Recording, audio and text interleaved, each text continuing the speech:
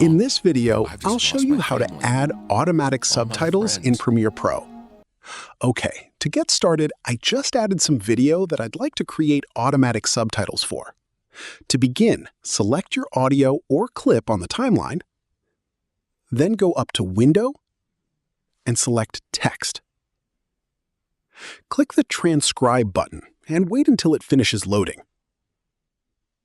Now click on the Create Captions button.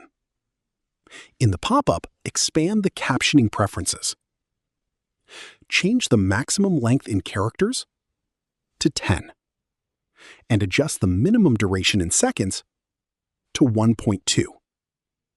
Lastly, change the lines to single and click Create Captions.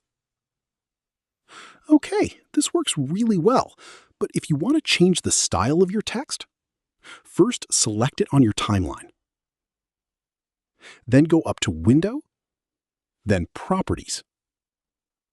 And I'm just going to drag my panel over here so it's easy to see. Now in Essential Graphics, you can change the style however you want.